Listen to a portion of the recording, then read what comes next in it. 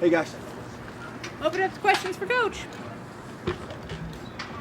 James, it looked like Jesse and John were back in practice today. Are they on track for this weekend after not playing against Maryland? Yeah, hope so. Obviously, being able to practice isn't always a final determination. Sometimes it's a game time decision, but we're hopeful to have those guys back.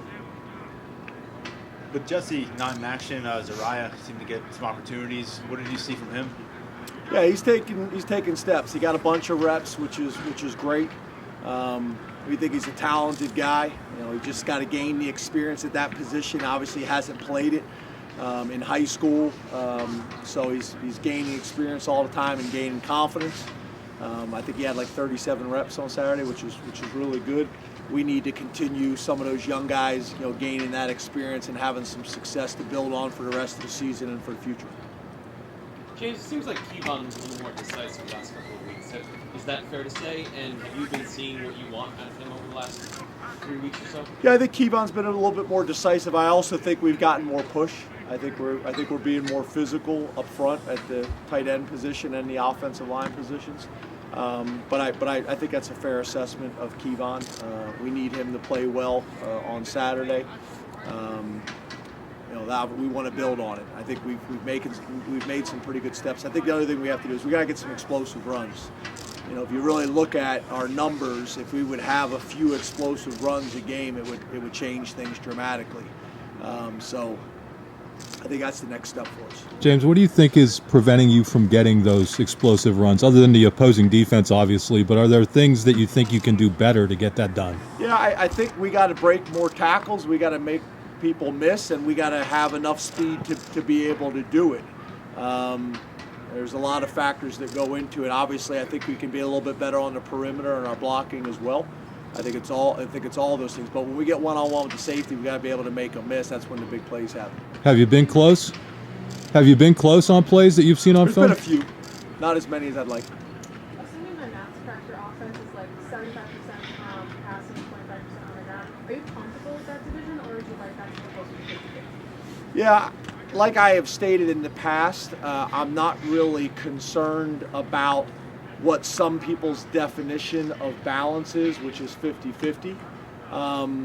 What I want to be able to do is throw it 75% of the time to win it, or be able to run it 75% of the time to win it, depending on what the game needs and what the game calls for. I wouldn't necessarily say we're able to do that right now. I think our strength is throwing the ball, but we got to continue to work on the other aspects so we're able to do what I just explained. During the game Saturday, Landon Tangwell looked like he was pretty engaged on the sideline with the clipboard. But what is he doing kind of in those moments, and is that a guy that maybe down the stretch here you guys want to try to work in, or where's he at with his development? Yeah, there's a number of guys like that. Olu is in that conversation. Landon is in that conversation. Effner's in that conversation. They have shown good things in practice. They're locked in and involved. Obviously, with him being still a true freshman, it's a little bit different. But yeah, we'd love to get those guys some experience. We'd like them to use all four of their games that they have available if possible. And continue to create some depth at those positions and also create maybe a little bit more competition. James, what will it take for one of your running backs to stick out and take on the lead back roles? It doesn't matter consistency, is there something else that you're looking for? I think it's what we just got done talking about. We need a few more big plays. We need some explosive runs where we're breaking some tackles and making people miss. That will impact our overall running statistics and efficiency. And it'll also, I think, give them a lot of confidence. James, we got Nick Tarbert on a call yesterday. Through 9 games, he's happy to be healthy. He's starting role. I mean, can you talk about the importance of him having this kind of year for you in facing what you have at the defensive front? Yeah, he's been great. Nick's had a long journey here early on with battling different things that have popped up kind of throughout his career from a health perspective. He's a mature guy. He's a tough guy. I think you guys know we have that like kind of Keystone Award, which is kind of the guy that's kind of the glue behind the scenes, doing his job that maybe doesn't get the fanfare, and he's that guy for us. Does his job. He's physical. He was able to get pressure on the quarterback on Saturday. Got a holding call and some other things. So he's very well respected within our program from the coaches and the players.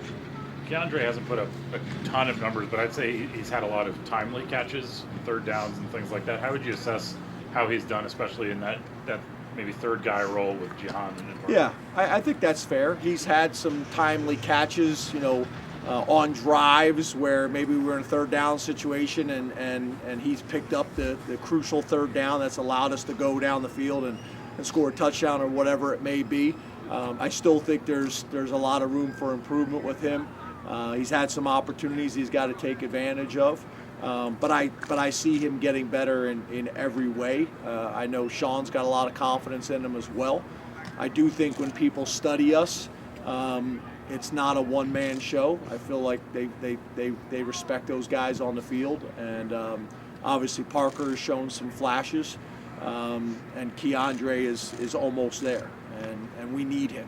I think he's going to have one of those games at some point where he kind of has his breakout game, and then I think his confidence will skyrocket and go from there.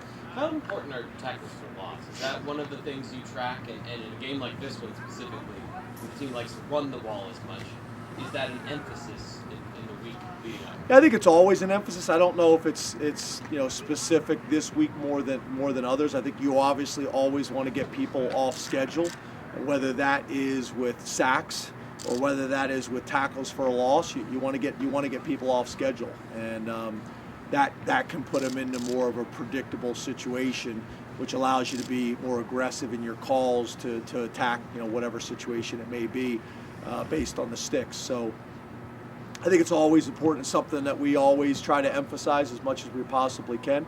But I understand your point. When you're playing a team like Michigan that really wants to establish the run, it's magnified. Hey James, from 0 to 100%, where would you say the program is these days as far as where you want to be, off the field, facilities, support, things like that? How far do you have to go? Yeah, it's a moving target. Yeah, I don't know if I could put a percentage on it without spending some time kind of thinking about that. But I think you guys have heard me talk for a long time, really since I've arrived here, about alignment and about competing 365 days a year. I think that's critical for us. That has to happen. I know the people in that building are doing it. I know the players are doing it. I know the coaches are doing it. But we have to compete in everything. Obviously, college football. You guys know this as well as I do. It is literally competitive and a fist fight 365 days a year, and that's how you have to approach it.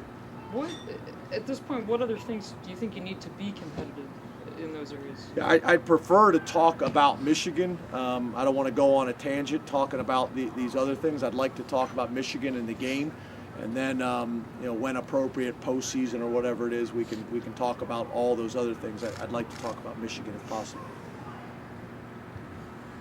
How does a mature No one wants to quarterback, when you're up against a mature quarterback that does a lot of things that maybe aren't on the field evident well, how does that change how you play?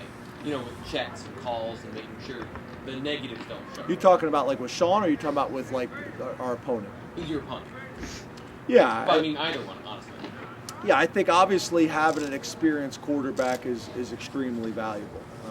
You think about the organizations in the NFL that have had a franchise quarterback for a long period of time. They've usually had sustained success, right? And I think an experienced quarterback in college, it's the same way.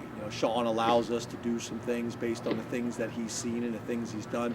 Obviously, the change in offense, that probably takes a little bit of some of those advantages away.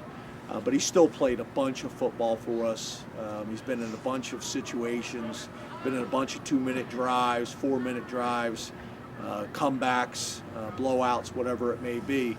There's experience that comes with that. Certain pressures, certain looks, certain defensive coordinators. He's gained all those experiences. So there's a bunch of value in that. Also during the week, they may pick up something on film, that you haven't seen. You may have an idea from a game plan perspective. I think all those things are valuable. And then I think the other thing is how they work in the off season with the other players.